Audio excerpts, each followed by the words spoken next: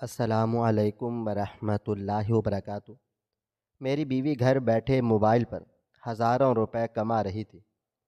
میں اپنی بیوی سے بہت زیادہ خوش تھا، لیکن جب بھی گھر آتا ماں کہتی کہ اپنی بیوی کو طلاق دے دو۔ مجھے اپنی ماں پر حیرت ہوتی۔ ایک دن آفس سے جلدی گھر آیا تو بیوی غائب تھی۔ اسے تلاش کرتا چھت پر چلا آیا۔ جیسے ہی نظر چھت پر بنے کمرے پر پڑی تو میرے پیروں تلے سے زمین نکل گئی، کیونکہ وہاں میری بیوی ایک نوجوان کے ساتھ۔ میں خاموشی سے اپنی ماں کے سامنے بیٹھا ہوا تھا، جو مسلسل مجھے ایک ہی بات سمجھا رہی تھی: بیوی کی کمائی کھانا کوئی بری بات نہیں ہوتی۔ میاں بیوی گاڑی کے دو پہیوں کی مانند ہوتے ہیں، لیکن تمہاری بیوی اچھی عورت نہیں ہے، اسے چھوڑ دو۔ اللہ تعالیٰ نے دنیا میں بہت عورتیں پیدا کی ہیں، کوئی نہ کوئی تمہارے لیے بھی مل جائے گی۔ میں ڈھونڈ لوں گی۔ بچے بھی مڈ ماں کے پل جاتے ہیں، لیکن اگر ایسی ماں ملتی ہے تو بچے بھی بگڑ جاتے ہیں۔ احمد، تو سمجھنے کی کوشش کر، ابھی بھی وقت ہے، تم اسے چھوڑ دو ورنہ مسئلہ ہو جائے گا۔ جبکہ میں اپنی ماں کی اس بات سے جھنجلا گیا تھا اور ان کو دیکھتے ہوئے بولا: آخر آپ کو سارا سے مسئلہ کیا ہے؟ وہ اتنی اچھی ہے، ہمارے گھر کا خرچ چلا رہی ہے، میری کتنی مدد کرتی ہے، گھر کا کام بھی وہ ٹائم سے کرتی ہے، آپ کو وقت پر کھانا دیتی ہے، جائے نماز آپ کا صاف رکھتی ہے، لوٹا صاف رکھتی ہے، تو پھر آپ کو مسئلہ کیا ہے؟ آپ کو چارپائی سے پاؤں نیچے اتارنے نہیں دیتی، پھر بھی آپ کو اس سے کیا مسئلہ ہے؟ آج مجھے آپ کھل کر بتا دیں۔ میں بلند آواز میں چیخا تھا۔ آج میری بس ہو گئی تھی۔ میں کب تک اپنی بیوی کے بارے میں ایسی بات برداشت کرتا؟ وہ میرے لیے اتنا کچھ کر رہی تھی، کیا میں اس کے لیے آواز بھی بلند نہیں کر سکتا تھا؟ میں مزید کچھ کہتا اس سے پہلے ہی میری بیوی ہڑبڑا کر کمرے سے باہر آ گئی تھی اور مجھے دیکھتے ہوئے بولی: کیا ہوا احمد، سب ٹھیک ہے؟ تم کیوں امی پر چلا رہے ہو؟ میں کچھ کہتا اس سے پہلے ہی میری والدہ بولی تھی: سدھر جا سارا، اللہ کو منہ دکھانا ہے۔ کیوں ایسے کام کرتی ہے کہ بعد میں اللہ تعالیٰ تجھے جہنم کی آگ میں ڈال دے؟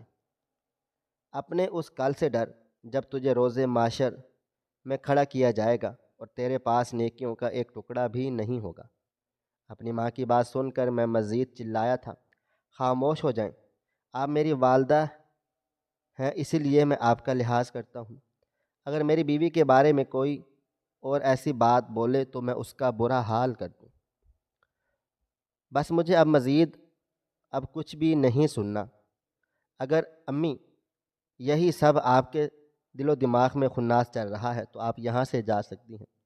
آپ کے اور بھی بیٹے ہیں، بیٹیاں ہیں، آپ ان کے گھر پر رہیں، میرے گھر پر آپ کو رہنے کی ضرورت نہیں ہے۔ میں جانتا تھا کہ میں بہت بڑے الفاظ بول رہا ہوں، لیکن میں اپنی بیوی کے بارے میں کچھ بھی نہیں سن سکتا تھا۔ اس کی وجہ سے ہی آج میں تھا، ورنہ کبھی بھی نہ میں اپنا گھر کا خرچہ چلا سکتا تھا اور نہ ہی میں اپنی بیوی اور اپنا خرچہ اٹھاتا۔ یہ کہتے ہی میں غصے سے گھر سے چلا گیا تھا۔ دل و دماغ بالکل بھی کام نہیں کر رہا تھا۔ جانتا تھا امی بہت زیادہ ناراض ہوں گی، ان کا دل بھی بہت زیادہ ٹوٹ جائے گا، لیکن مجھے کوئی پرواہ نہیں تھی۔ میں نے اس طرح دھیان دینا ضروری سمجھا ہی نہیں تھا۔ میں چپ چاپ فیکٹری آ گیا تھا، لیکن جس انداز میں نے اپنی والدہ سے بات کی تھی، مجھے بالکل بھی سکون نہیں آ رہا تھا۔ ہم 3 بہن بھائی تھے، میرا ایک اور بڑا بھائی تھا اور ایک بہن تھی۔ میرا دل بہت زیادہ پریشان تھا، کہیں امی چلی نہ جائیں۔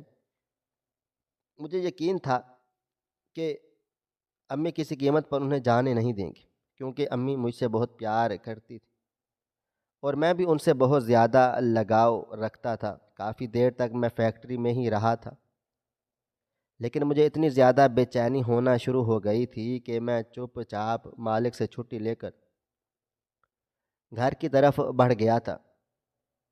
لیکن راستہ بھر ایک عجیب سی بے چینی ہو رہی تھی۔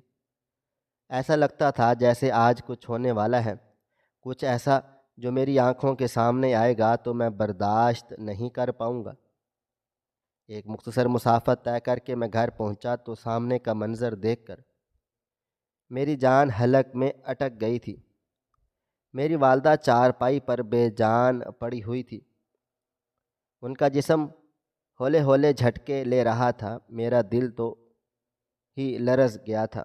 باپ کا بہت پہلے انتقال ہو چکا تھا، بھائی بہن ساتھ رہتے ہی نہیں تھے۔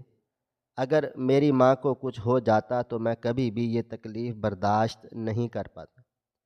میں فوراً ان کی طرف بڑھا تھا، ان کو ہلانے کی کوشش کی تھی، لیکن ان کا جسم بالکل بے جان ہوتا جا رہا تھا۔ میں فوراً ہی اپنی بیوی کو چلا کر آواز دی تھی، سارا کہاں ہو تم؟ باہر آؤ، امی کو دیکھو کیا ہو گیا ہے۔ میری چیخ و پکار سے اچانک سارا چھت سے اترتی ہوئی نظر آئی تھی، مگر ایک لمحے کے لیے میں اس کی حالت کو دیکھ کر چونکا تھا۔ اس کے کپڑے بے ترتیب ہو رہے تھے، بال بکھرے ہوئے تھے، ایسا لگتا تھا جیسے وہ کچھ غلط کام، اس کے آگے میں کچھ سوچ بھی نہیں پایا تھا۔ میں کافی زیادہ حیران ہوا تھا، لیکن فی الحال مجھے اپنی والدہ کی حد سے زیادہ ٹینشن ہو رہی تھی۔ وہ مجھے دیکھتے ہوئے بولی، آپ کب آئے اور امی کو کیا ہو رہا ہے؟ یہ جبکہ میں اسے دیکھتے ہوئے بولا تھا، یہی سوال میں تم سے پوچھ رہا ہوں، میری امی کو کیا ہو رہا ہے؟ تم چھت پر کیا دیکھ کر رہی تھی؟ میرے سوال پر وہ بہت بری طرح سے گڑبڑا گئی تھی، ماتھے پر پسینہ، چہرے کی اڑی ہوئی ہوائیاں، نہ جانے کیوں مجھے اب کچھ غلط محسوس ہوا تھا۔ وہ کچھ کہتی اس سے پہلے ہی میں بولا تھا، خیر ہم اس معاملے کو بعد میں دیکھیں گے، تم جلدی سے ایمبولینس کو کال کرو، میں انہیں ہسپتال لے کر جاؤں گا۔ جبکہ وہ فوراً ہی اپنا موبائل فون سے کال کرنے لگ گئی تھی۔ میں امی کے پاس ہی بیٹھا گیا اور ان کو دیکھتے ہوئے بولا تھا، پلیز امی جان مجھے معاف کر دیں، مجھے نہیں معلوم تھا کہ آپ کو میری باتیں اتنی زیادہ بری لگیں گی، خدا کے لیے مجھے معاف کر دیں، مجھے ساری زندگی کا گلٹ دے کر اس دنیا سے نہ جائیں، پلیز امی اٹھ جائیں۔ میں بچوں کی طرح رو پڑا تھا۔ ابھی میں اپنی والدہ سے بات چیت کر ہی رہا تھا کہ جب میری بیوی بولی تھی، آ گئی ہے ایمبولینس، آپ جلدی سے امی کو اٹھائیں۔ میں نے فوراً ہی انہیں اپنی گود میں اٹھا لیا تھا اور دیوانہ وار باہر کی طرف بڑھا تھا۔ ایمبولینس میں ڈال کر میں جیسے ہی ہسپتال کی طرف روانہ ہوا تھا، میرے بھائی کا بھی فون آ گیا تھا۔ یقیناً میری بیوی نے ہی انہیں اطلاع دے دی تھی۔ انہیں بھی مختصر ہسپتال کا بتا کر میں نے جلدی سے کال کاٹ دی تھی۔ میرا پورا رجحان میری ماں کی طرف تھا، ان کی گردن ایک طرف کو لڑھک گئی تھی۔ مجھے بہت زیادہ گھبراہٹ ہو رہی تھی، ایسا لگتا تھا جیسے کچھ برا ہونے والا ہے۔ دل اتنی زور سے دھڑک رہا تھا کہ ایک لمحے کے لیے مجھے ایسا محسوس ہوا کہ اچھل کر حلق میں آ جائے گا۔ ایک مختصر مسافت کے بعد گاڑی ایک گورنمنٹ ہسپتال کے سامنے جا رکی تھی۔ میں امی جان کو فوراً ہی اسٹریچر پر ڈال کر ایمرجنسی کی طرف بڑھا تھا۔ ڈاکٹرز فوراً ہی آگے پیچھے ہو گئے تھے اور انہیں ایڈمٹ کر لیا گیا تھا۔ میرا حال بے حال ہو رہا تھا۔ میں اوپر والے کو دیکھتے ہوئے محض ایک ہی دعا کر رہا تھا کہ میری ماں کو کچھ نہیں ہونا چاہیے، انہیں زندگی دے، یا اللہ مجھے معاف کر دے، میں اپنی ہر غلطی پر شرمسار ہوں، یا رب مجھے معاف کر دے، میں اب دوبارہ ایسی کوئی کوتاہی نہیں کروں گا، مجھے میری ماں لوٹا دے۔ میرے لبوں پر محض یہی ایک دعا گردش کر رہی تھی۔ اگر امی کو کچھ ہو جاتا تو میں واقعی ہی نہیں جی پاتا۔ ابھی کچھ ہی دیر بیتی تھی جب میری بہن بھی روتی ہوئے ہسپتال میں داخل ہوئی تھی۔ میں نے اسے بہت مشکل سے سنبھالا تھا۔ ہم تینوں بہن بھائی کے لیے امی کا وجود بے حد ضروری تھا۔ بابا کے بعد ہم نے انہیں ہمیشہ اول ترجیح دی تھی۔ کچھ لمحے کے بعد ڈاکٹر صاحبہ باہر آئی تھی اور مجھے دیکھتے ہوئے بولی، آپ کی والدہ اب خطرے سے باہر ہیں، بس ان کا خیال رکھنے کی اشد ضرورت ہے۔ اچانک کوئی بات ان کے دماغ پر حاوی ہوئی ہے جس کی وجہ سے ان کا نروس بریک ڈاؤن ہوا ہے۔ دونوں بہن بھائیوں نے مجھے یکدم دیکھا تھا مگر میں نظریں چرا گیا تھا۔ فی الحال ڈاکٹر ہمیں پیشہ ورانہ انداز میں مخصوص ہدایات کر کے چلی گئی تھی۔ میں چپ چاپ کوریڈور میں موجود بینچ پر جا کر بیٹھ گیا تھا۔ میرے دل و دماغ میں اب اپنی بیوی کے خیالات گردش کر رہے تھے۔ اس کا اچانک سے چھت پر سے نیچے آنا بھری دوپہر میں، وہ دھوپ کے اندر اوپر کیا کر رہی تھی؟ اس کے بکھرے ہوئے بال، بکھرا ہوا لباس مجھے بہت کچھ سمجھا رہا تھا۔ کافی دیر تک میں اس بارے میں ہی سوچتا رہا تھا اور پھر اپنا سر جھٹک دیا تھا۔ نہیں، ایسا نہیں ہو سکتا۔ سارا بہت پاک دامن ہے، اس نے کبھی ایسی کوئی غلطی نہیں کی جس کی وجہ سے میرا سر جھکے۔ وہ تو تہجد گزار ہے۔ میں نے اکثر سارا کو آدھی آدھی رات کے وقت تہجد کی نماز میں روتے گڑ گڑاتے دیکھا تھا۔ کئی بار میں نے اس سے پوچھا بھی کہ تم تہجد میں اتنا روتی کیوں ہو؟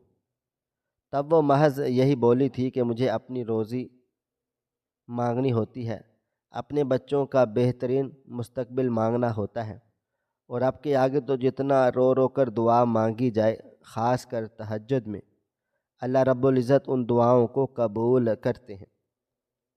اپنی بیوی کی یہ بات سن کر میں کچھ لمحے کے لیے تو حیران ہوا تھا، لیکن پھر میں نے اپنا سر جھٹک دیا تھا کہ ہو سکتا ہے وہ سچ بول رہی ہو۔ ابھی میں ان سب باتوں کے بارے میں سوچ رہا تھا جب مجھے شناسا قدموں کی چاپ سنائی دی۔ میں نے سر اٹھا کر سامنے کی طرف دیکھا تو میری بیوی بوکھلائی بوکھلائی سی میری طرف ہی آ رہی تھی۔ قریب آتے ہی وہ بے چین لہجے میں بولی تھی، کیا ہوا امی؟ ٹھیک ہے، انہیں کچھ ہوا تو نہیں؟ اس کی بے چینی کو دیکھ کر میں نے سر کو نفی میں ہلا دیا تھا اور اس کے چہرے کو اپنی آنکھوں میں بساتے ہوئے بولا تھا، نہیں، طبیعت ان کی اب بہتر ہے، بس ابھی تھوڑی دیر میں ڈسچارج کر دیں گے۔ بچے کہاں پر ہیں؟ وہ فوراً بولی تھی، بچوں کو پڑوس والی خالہ کے گھر چھوڑ کر آئی ہوں۔ اتنی زیادہ بے چینی ہو رہی تھی، مجھ سے رہا ہی نہیں گیا، اسی لیے آپ کے پاس چلی آئی۔ آپ تو ٹھیک ہے نا؟ میں نے سر کو ہلکی سی جنبش دی تھی اور اس کی طرف دیکھتے ہوئے بولا تھا، سارا، مجھے تم سے ایک ضروری بات کرنی ہے۔ میرا یہ کہنا تھا کہ اس کا چہرہ لٹھے کی مانند سفید پڑ چکا تھا، ہونٹ خشک ہو چکے تھے، وہ بری طرح سے گڑبڑا سی گئی تھی، اور اس کا گڑبڑانا ہی مجھے نہ جانے کیوں کسی خطرے کی علامت لگ رہا تھا۔ ایسا لگ رہا تھا کہ میری والدہ جو کہتی ہیں کہ اسے چھوڑ دو، اس کے پیچھے کوئی نہ کوئی بہت بڑی وجہ چھپی ہوئی تھی۔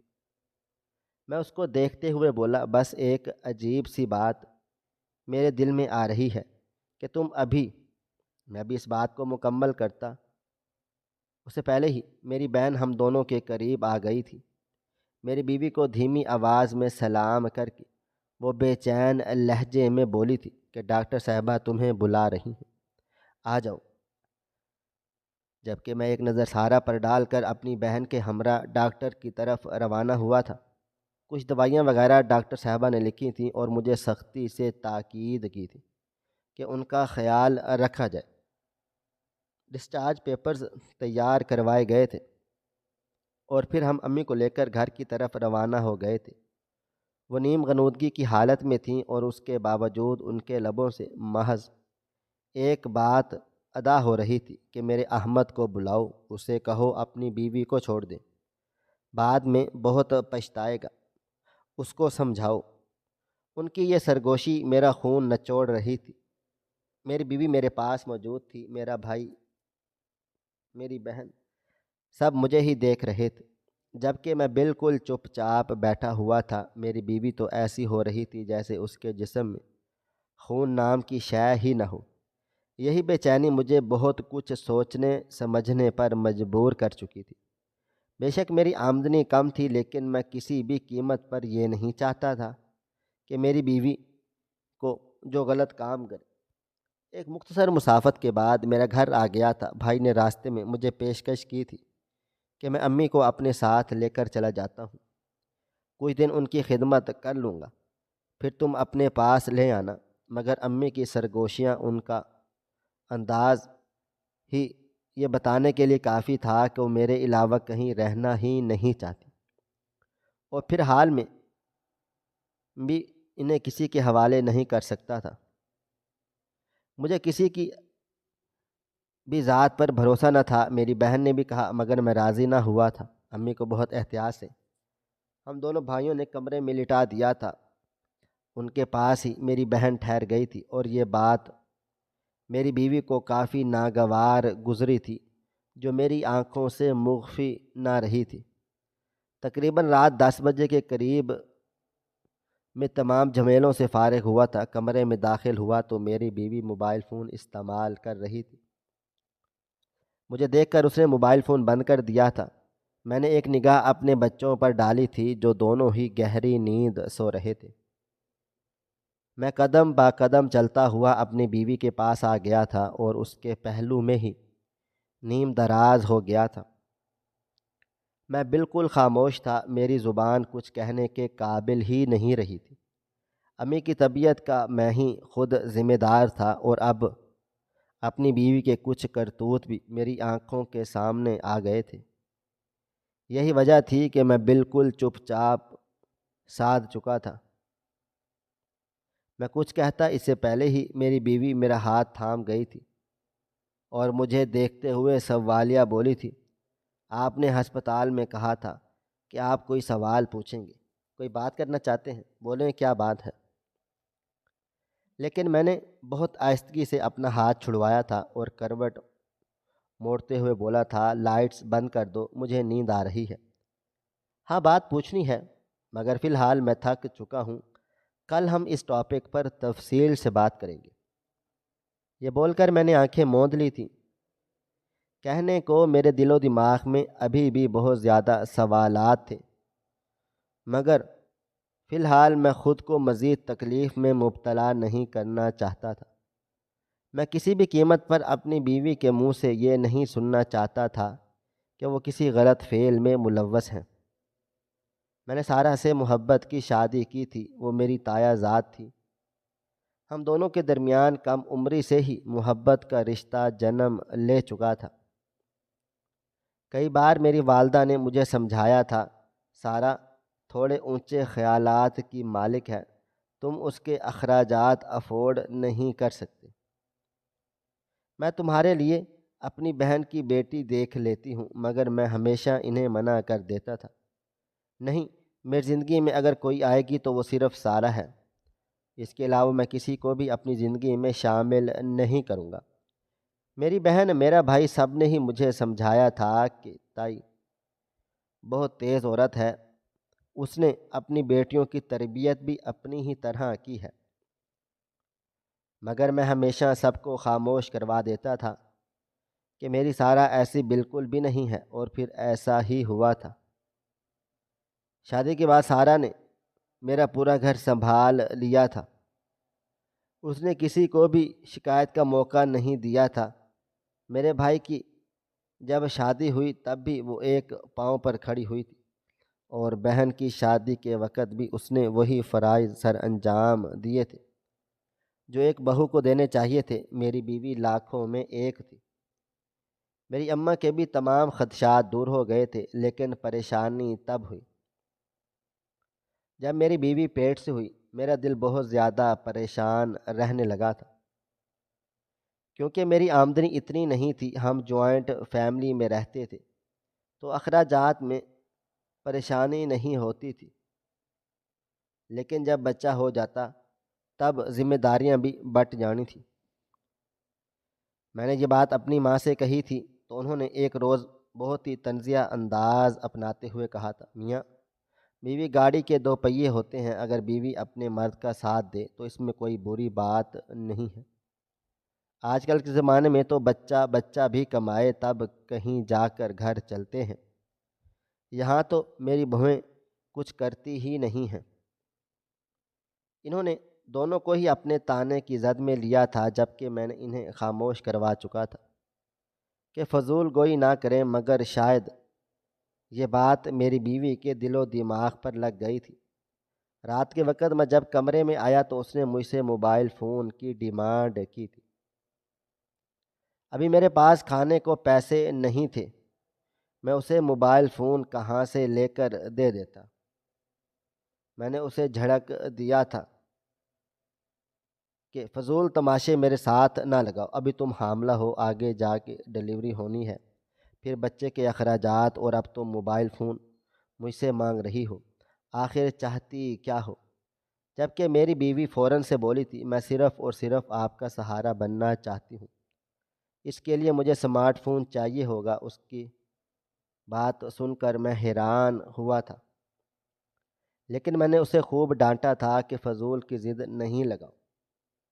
اس نے 2-4 دن میرے ساتھ بحث کی تھی کہ میں آپ سے وعدہ کرتی ہوں کہ آپ کو اگر میں نے ڈبل پیسے نہ دیے تو میرا نام سارا نہیں۔ اس کی باتیں میری سمجھ سے باہر تھیں، بھلا وہ گھر بیٹھے کیسے کما سکتی تھی؟ میں نے اس کی بات کو ہوا میں اڑا دیا تھا، لیکن شاید قدرت کو کچھ اور منظور تھا۔ 2 روز بعد وہ اپنے میکے چلی گئی تھی۔ تقریباً 1 ہفتہ گزارنے اس دوران میری دوسری بھابھی نے ہی گھر کا سارا کام کیا تھا، اور یہ بات انہیں اتنی ناگوار گزری تھی کہ میرے بھائی نے یہاں سے الگ ہونے کی ڈیمانڈ امی کے سامنے رکھ دی تھی۔ امی تو پہلے ہی یہی کہتی تھی کہ میں صرف احمد کے ساتھ رہوں گی، جسے جانا ہے وہ چلا جائے اور جسے رہنا ہے وہ رہتا رہے۔ پھر وہی ہوا، میری بیوی تو 1 ہفتے کے بعد آ چکی تھی، لیکن میرا بھائی اس دوران چلا گیا تھا۔ لیکن سب سے حیران کن بات یہ تھی کہ میری بیوی نے موبائل فون لے لیا تھا۔ میں نے اس سے پوچھا، یہ فون تمہارے پاس کہاں سے آیا؟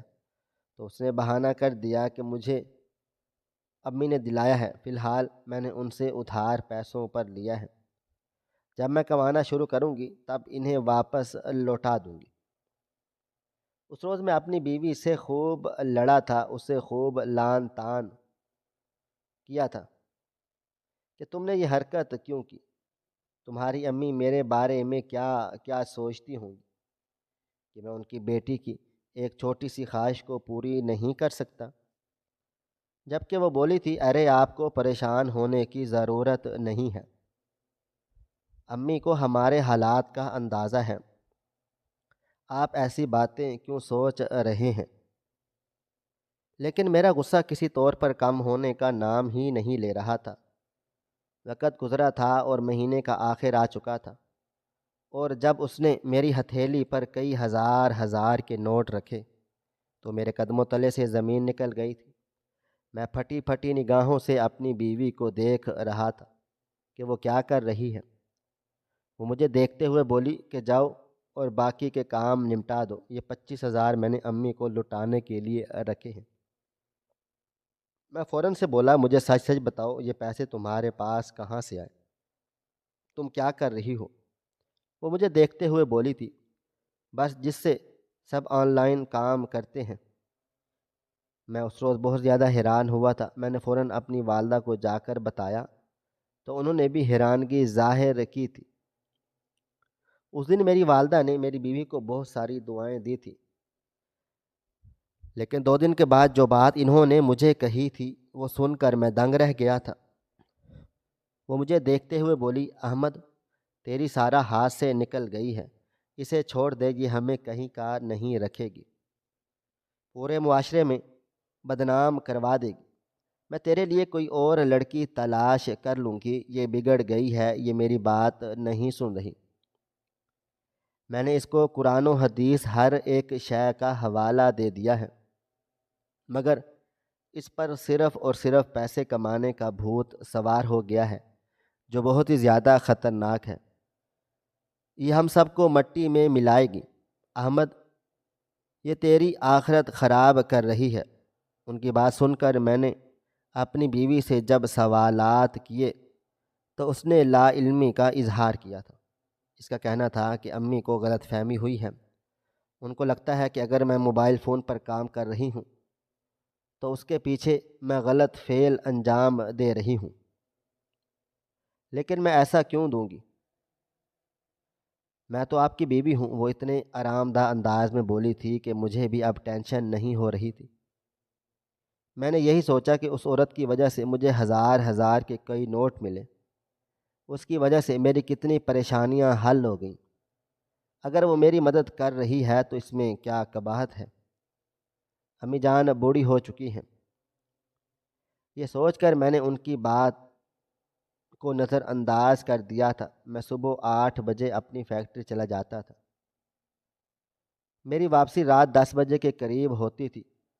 اس دوران میری بیوی گھر کا کام کاج بھی کرتی تھی اور اپنا آن لائن کا کام بھی کر کے میرا ہاتھ بٹا رہی تھی۔ اللہ تعالیٰ نے مجھے 2 جڑواں اولاد سے نوازا تھا۔ میری بیوی بہت زیادہ حسین ہو گئی تھی۔ میں نے اپنا گھر بھی تھوڑا تعمیر کروا لیا تھا اور اب حالات بہتر ہونا شروع ہو گئے تھے، مگر اب اچانک سے ایک بار پھر وہی سب میری آنکھوں کے سامنے آنا۔ میری ماں کا اب ہر روز یہی کہنا کہ تیری بیوی اچھی عورت نہیں ہے، اسے چھوڑ دے، اور اب دوپہر کے وقت اس کا چھت سے اترنا، بکھرے ہوئے بال، بکھرے ہوئے کپڑے، اس کا الجھن زدہ انداز مجھے بہت کچھ سوچنے پر مجبور کر چکا تھا۔ وقت دھیرے دھیرے گزرتا جا رہا تھا۔ اگلی صبح اس نے مجھ سے دوبارہ وہی سوال کیا تھا کہ آپ کو کوئی بات کرنا چاہتے تھے، بولے، مگر میں نے بات کو گول مول کر دیا تھا۔ مجھ میں ہمت ہی نہیں تھی کہ میں اپنی بیوی سے اس طرح کے سوالات پوچھنے کی۔ شاید مجھ سے بہت محبت کرتا تھا یا پھر اس کے پیسوں سے مرعوب ہو گیا تھا۔ وقت گزرا تھا اور امی کی طبیعت بھی اب بہتر ہو گئی تھی، لیکن انہوں نے اب میری بیوی کو اس کے حال پر چھوڑ دیا تھا۔ میں نے ان سے معافی مانگی تو وہ میرے سر پر پیار کرتے ہوئے بولی تھی، مائیں اپنی اولاد سے ناراض نہیں ہوتی، میں اپنے لال سے کبھی خفا نہیں ہو سکتی، اور کبھی تمہیں ایسا لگے کہ میں تم سے ناراض ہوں اور اس دنیا سے چلی گئی تو یاد رکھنا، مرنے کے بعد بھی تیری اماں تجھے معاف کر دے گی۔ ان کی باتیں سن کر میری آنکھیں نم ہو گئی تھی۔ میں ان کے پاؤں میں بیٹھ کر خوب رویا تھا۔ مجھے اپنی غلطی کا احساس ہو چکا تھا۔ کبھی بھی ماں یا باپ کو ایسا نہیں کہنا چاہیے کہ تم میرے گھر سے جاؤ، ہماری بھلا کیا اوقات کہ ہم انہیں گھر میں رکھیں، ہم انہی کی بدولت تو اس دنیا میں ہیں۔ میری اماں نے مجھے بہت پیار کیا تھا۔ میں فی الحال اپنی تمام مصروفیات چھوڑ کر اپنی ماں میں لگ گیا تھا۔ ان کو دوبارہ سے ان کے پاؤں پر کھڑا کر کے ہی میں نے سکون حاصل کیا تھا۔ آج حسب معمول ہماری فیکٹری میں کام تھوڑا سا کم تھا، جس کی وجہ سے میں دوپہر کو گھر چلا آیا تھا، لیکن بیوی غائب تھی۔ کبھی بھی میری بیوی نے بچوں کو تنہا کمرے میں نہیں چھوڑا تھا۔ اچانک سے میرے دل و دماغ میں کچھ کلک ہوا۔ وہی دوپہر، اس کا بکھرا ہوا حال میرے دماغ میں جیسے گونج اٹھا تھا۔ میں فوراً سے بھاگتا ہوا اوپر کی طرف بڑھا تھا۔ دل و دماغ بالکل کام نہیں کر رہا تھا۔ میری نگاہ جیسے ہی اوپر بنے ہوئے کمرے کی طرف گئی تو میرا دل دھک سے رہ گیا تھا۔ کمرے کا دروازہ کھلا ہوا تھا اور اندر سے آوازیں آ رہی تھیں۔ میں نے دھڑکتے دل کے ساتھ جیسے ہی اندر قدم رکھا اور سامنے کا منظر دیکھا، میرے قدموں تلے سے زمین نکل گئی تھی۔ ایسا لگتا تھا جیسے آسمان میرے سر پر آن گرا ہو۔ میری تہجد گزار بیوی، اللہ کی نیک بندی، ایک اجنبی مرد کے ساتھ غلط کاری کرنے میں مصروف تھی۔ میں سانس لینا تک بھول گیا تھا۔ میری آنکھیں ویران ہو گئی تھیں، جسم ڈھیلا پڑ چکا تھا۔ ابھی اس کو ہوش آتا اس سے پہلے ہی میں دھاڑ کر بولا تھا، سارا یہ کیا ہو رہا ہے؟ میری آواز سے جیسے وہ ہوش کی دنیا میں واپس آئی تھی اور وہ دونوں یکدم ایک دوسرے سے جدا ہوئے تھے۔ میرا دل کانپ رہا تھا۔ وہ مجھے دیکھتے ہوئے بہت بری طرح سے ہڑبڑا سی گئی تھی۔ جلدی جلدی اپنا لباس درست کرنے لگ گئی تھی، جبکہ وہ آدمی فوراً ہی اپنی جیب سے پیسے نکال کر سارا پہ پھینک چکا تھا اور وہاں سے چلا گیا۔ میں سارہ کو ابھی بھی بے یقین نگاہوں سے دیکھے جا رہا تھا جب وہ مجھے دیکھتے ہوئے بولی تھی، احمد میں آپ کو تمام تفصیل سے آگاہ کرتی ہوں۔ دیکھیں، مگر اس سے پہلے ہی میں نے آگے بڑھ کر ایک زوردار تھپڑ اس کے منہ پر رسید کر دیا تھا اور بنا کوئی بھی سوال کیے اسے طلاق دے ڈالی تھی۔ ایسی عورت کو میں اپنے ساتھ نہیں رکھ سکتا تھا جو زانی ہو، جو پیسوں کے بدلے اپنا جسم بیچتی تھی۔ یہ سوچ آتے ہی میرا دل پھٹنے کے قریب آ گیا تھا۔ مجھے اب سمجھ آ گیا تھا کہ میری والدہ مجھے اسے طلاق دینے کا کیوں بولتی تھی۔ مجھے اپنی ہر اس غلطی پر شرمندگی ہونے لگ گئی تھی جو میں نے اس کے پیسوں سے کی تھی۔ میرا دل بہت زیادہ اداس ہو گیا تھا۔ میں نے سارہ کو اپنے گھر سے نکال دیا تھا۔ ایسی باتیں کبھی چھپتی نہیں ہیں، پتہ چل ہی جاتی ہیں۔ میں نے سارہ کی والدہ سے کوئی بات نہیں کی، بھلا میں ان سے کیا ہی کہتا، کیونکہ پیسوں کی ضرورت تو مجھے ہی تھی اور میری ہی غلطی تھی کہ میں نے جانچ پڑتال نہیں کی کہ میری بیوی میرے پیچھے کیا کام دھندا کرتی ہے، آخر وہ آن لائن کیسے پیسے کما رہی ہے۔ مجھے لگا تھا کہ جب میری امی کو اس سہنے کے بارے میں علم ہوگا تو وہ مذاق میرا اڑائیں گی، مجھے ڈانٹیں گی، مجھے طنز و طعنے کی زد میں لائیں گی۔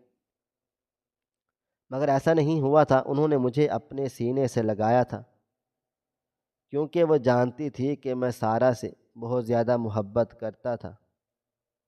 ان کے سینے سے لگ کر ہی میں اتنا زیادہ رویا تھا کہ مجھے اپنا سانس رکتا ہوا محسوس ہوا تھا۔ میری امی میرا سر سہلاتے ہوئے بولی تھی، حرام کا پیسہ اتنا لذت امیز ہوتا ہے کہ انسان اپنی ہر حدود بھول بیٹھتا ہے۔ تمہاری بیوی شادی سے پہلے بھی یہی کام کرتی تھی اور یہ سب تمہاری ساس کرواتی تھی۔ مجھے علم نہیں تھا، بس اندازہ تھا۔ لیکن شادی کے بعد جب اس نے کھلے عام یہ گھر میں کرنا شروع کیا اور میں نے احتجاج کیا تو اس کی اماں مجھے ڈرا دھمکا کر گئی تھی کہ اگر میں نے تمہارے سامنے اپنا منہ کھولا تو پورے خاندان میں میری بیٹی کو بدنام کر دیں گی، بے بنیاد اس پر الزامات لگائیں گی۔ اس لیے میں چپ ہو گئی تھی، لیکن کہتے ہیں نا، ایک اولاد کو بچانے کے چکر میں دوسری اولاد پر باد ہو جاتی ہے۔ میں آج بھی سارہ کے بارے میں سوچتا ہوں تو میرا دل پھٹ جاتا ہے۔ اس کو چھوڑنے کے بعد خدا تعالیٰ نے میری روزی میں خود ہی برکتیں ڈال دی تھی، میری سیلری بھی بڑھ گئی تھی۔ میری امی نے میری شادی اپنی بھانجی سے ہی کروا دی تھی اور ان لوگوں نے بھی کوئی اعتراض نہیں کیا تھا۔ میری دوسری بیوی بہت زیادہ نیک تھی۔ شروعات میں ہی میں اس پر خوب شک کرتا تھا، لیکن دھیرے دھیرے مجھے سب سمجھ آنا شروع ہو گیا تھا کہ کون درست ہے اور کون نہیں۔ ناظرین، آپ کو ہماری آج کی کہانی کیسی لگی؟ کومنٹ باکس میں اپنی رائے کا اظہار ضرور کریں۔ مزید اس طرح کی سبق آموز کہانیاں سننے کے لیے ہماری ویڈیوز کو لائک کریں، شیئر کریں اور ہمارے چینل ایس ایف سٹوریز کو ضرور سبسکرائب کر لیں۔ ملتے ہیں کل ایک نئی اور دلچسپ کہانی کے ساتھ۔ تب تک اپنا ڈھیر سارا خیال رکھیے گا۔ اللہ حافظ۔